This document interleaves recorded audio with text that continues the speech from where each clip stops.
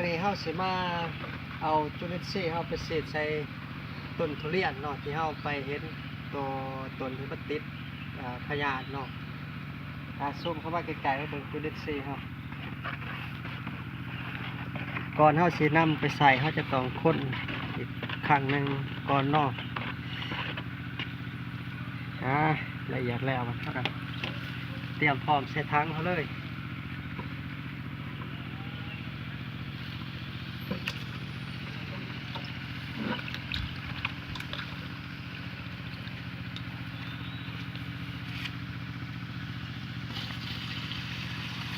ใส่ถังหมักซีดเพราะว่าตัวเตรียมไปซีด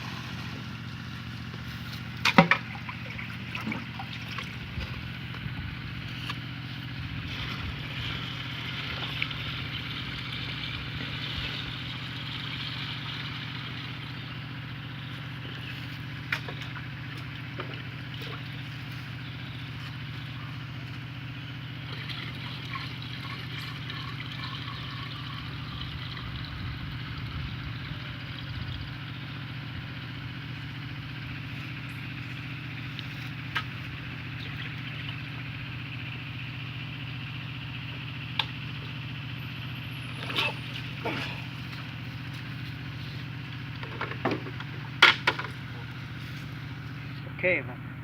เตรียมก็เตรียมไป